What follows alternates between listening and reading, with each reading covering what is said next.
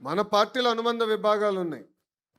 తెలుగు యువత, తెలుగు మహిళ, తెలుగు విద్యార్థి, టిఎన్ఎస్ఎఫ్, తెలుగు రైతు, ఐటీడీపీ, ఇట్లా అనేక అనుబంధ విభాగాలు ఉన్నాయి. వైకాపా పార్టీ కూడా అనుబంధ విభాగాలు ఉన్నాయండి. ఆ విభాగాల పేరే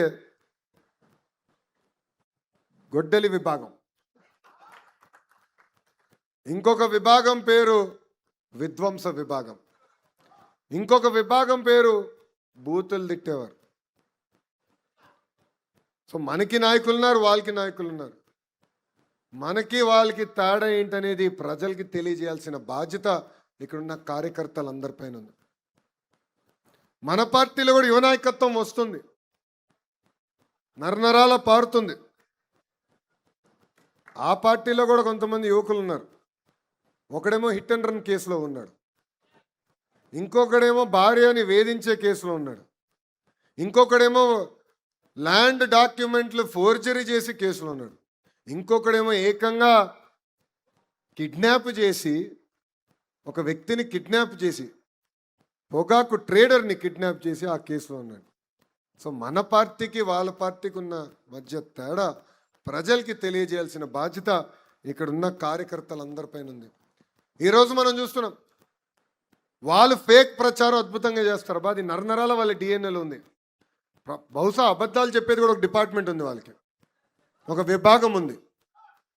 అసలు డిఎస్సి అంటే తెలుగుదేశం, తెలుగుదేశం అంటే డిఎస్సి.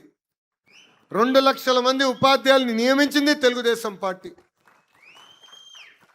నేను విద్యాశాఖ మార్చిలో అయిన తర్వాత 150 రోజుల్లో 250 కేసులు పడినా ఎక్కడ ఇబ్బంది లేకుండా 16,000 టీచర్ పోస్టులు మనం భర్తీ చేస్తాం జరిగింది. అందుకే అనుకుంటా ఆ సైకోకి టీచర్లు అంటే చాలా కోపం. ఇప్పుడు ఏకంగా నా పైన ఆరోపణలు చేస్తున్నాడు.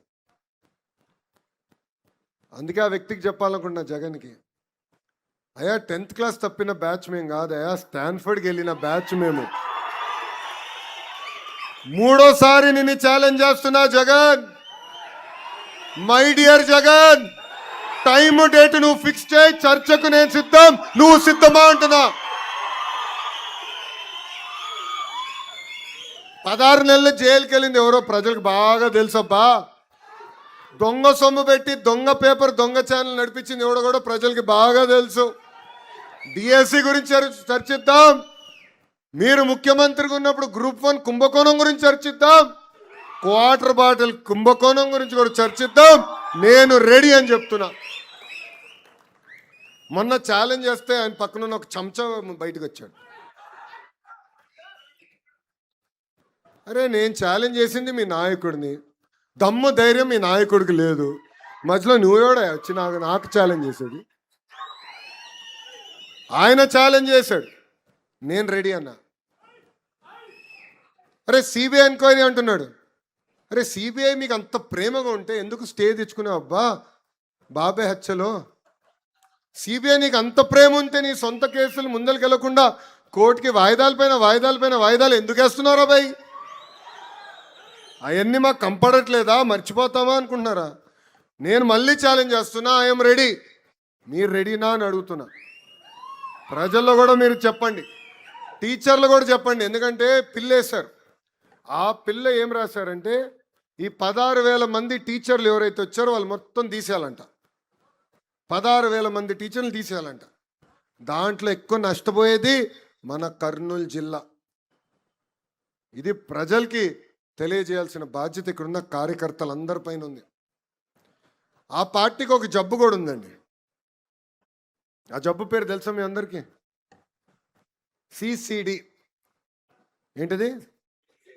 క్రెడిట్ చోరీ డిసార్డర్, క్రెడిట్ చోరీ జబ్బు. గూగుల్ మనం తీసుకొస్తే ఆయన అంటాడు, నేను ఆల్రెడీ మాట్లాడాను, డావోస్తో కలిసిన గూగుల్ నేనే తీసుకొచ్చినాడు. మళ్ళీ 5 సంవత్సరాలు ఎందుకు తీసుకురాలి రబీ? దాని తర్వాత ఆసిల్లర్ మిత్తల్ అని ఒక పెద్ద స్టీల్ ప్లాంట్ తీసుకొచ్చాం. పాపం ఆ కంపెనీకి తెలిసిన వ్యక్తి ఆదిత్య మిత్తల్, ప్రమోటర్ నాకు బాగా తెలుసు, ఒక జూమ్ కాల్లో క్లోజ్ చేశారు. అయిపోయింది, వచ్చారు. అది బయటకు వచ్చింది న్యూస్. ఈ మహానుభావుడు ప్రెస్ మీట్ పెట్టి అది రాదు, పక్క రాష్ట్రానికి వెళ్ళిపోయింది, వీళ్ళు ఒకే దుష్ప్రచారం చేస్తున్నారు, అది రానే రాదురాబాయ్ అంటాడు. తీసుకొచ్చావు శంకుస్థాపన అయిన నేను తీసుకొచ్చానంటాడు. ఇట్లనే కానిస్తే, ఇట్లనే మనం ఊరుకుంటే ఆగస్ట్ 15th వచ్చినప్పుడు చెప్తాడు. ఏం చెప్తాడంటే, మా తాత పోరాడాడు రాబాయ్ స్వాతంత్రానికి, గాంధీ తాత కన్నా మా తాత గొప్పవాడు, మా తాత వల్లే స్వాతంత్రం వచ్చిందని చెప్తాడు.